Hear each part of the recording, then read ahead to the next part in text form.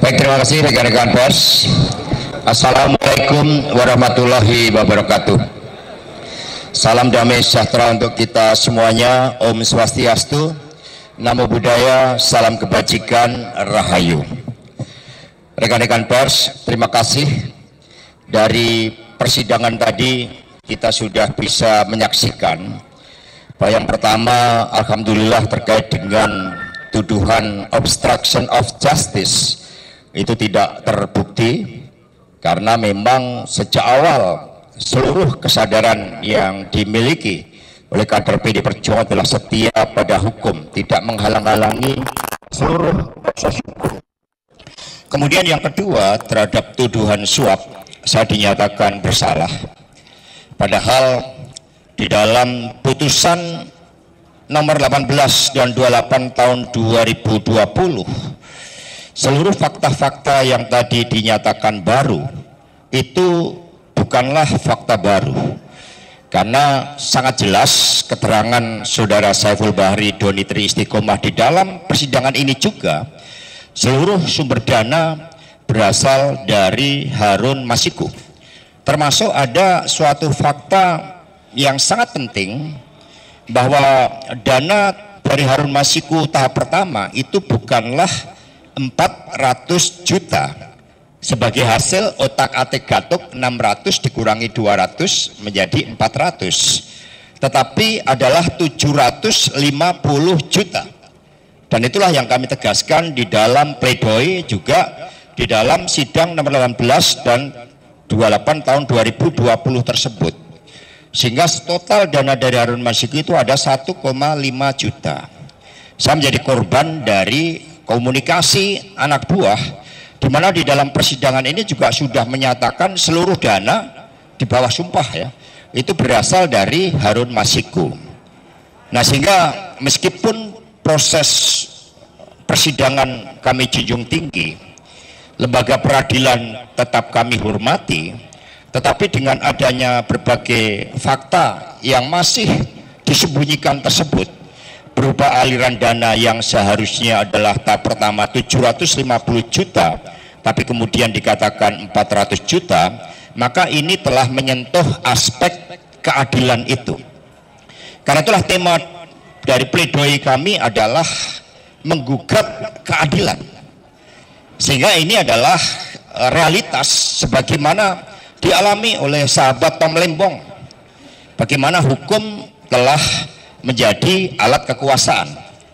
Karena sejak awal, bahkan beberapa hari yang lalu, saya sudah mengetahui informasi-informasi terkait angka 3,6 tahun sampai 4 tahun sejak bulan April. Maka saya memutuskan saat itu, karena putusan yang merupakan aspek kekuasaan itu ada, tidak bisa saya hindari, sebagaimana Tom Lembong juga tidak bisa menghindari, sebagaimana mereka mencari keadilan juga tidak bisa menghindari. Maka saya sudah mengantisipasi dengan cara apa? Saya bulan Juni kemarin sudah diterima sebagai mahasiswa S1 hukum, karena saya menghitung itu, menghitung bahwa bulan April saya sudah mengetahui adanya tuntutan sekian, adanya hukuman sekian, maka risk responnya adalah, karena ini kekuasaan, saya mengambil kuliah S1 hukum dan sudah diterima, sehingga ke depan nanti saya bisa seperti Mas Febri, Pak Magdir, Prof Todung, menjadi pejuang-pejuang pembela keadilan, juga Bung Roni, teman-teman PH semuanya yang telah bekerja luar biasa dengan menjadi lawyer yang akan membela pihak-pihak yang menjadi korban ketidakadilan dari kekuasaan, khususnya wong cilik.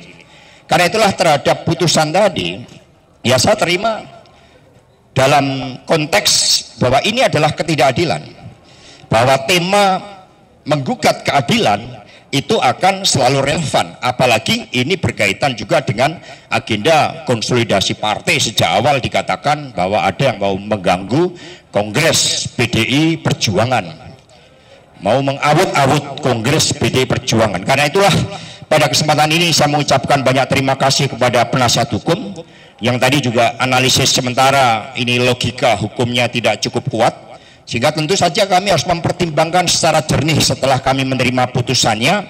kemudian kami akan mempertimbangkan dengan cara yang seksama dan kemudian dengan fakta-fakta hukum untuk terus berjuang di dalam menggugat keadilan itu.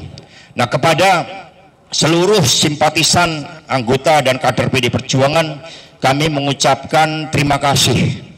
Sejak awal proses ini, ketika bulan Januari 2020 terjadi OTT, itu sudah ada motif politik.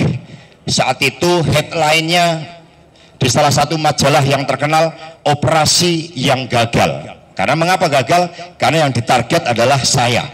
Jadi itu di dalam headline salah satu majalah nasional itu menulisnya operasi yang gagal. Karena itulah kepada simpatisan, anggota dan kader PD Perjuangan, khususnya dari DPP, DPD, DPC dan seluruh anak ranting PAC hingga Repdem dan Satgas Partai, kami mengucapkan terima kasih atas dukungannya.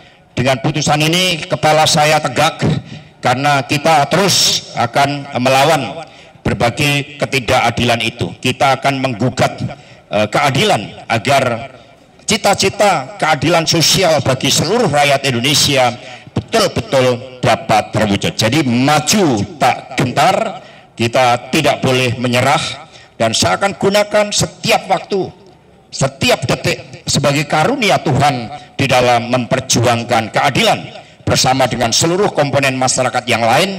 Karena kasus yang dikaitkan dengan saya, teman-teman pers, rakyat Indonesia boleh melihat putusan nomor 18 dan 28 tahun 2020, hal-hal terkait dengan dana 800 juta, 50 juta, 400 juta, semuanya sudah clear dan tidak ada kaitan dengan saya, apalagi ada suatu motif. Buat apa? Keuntungan apa yang saya peroleh dengan memberikan suatu dana?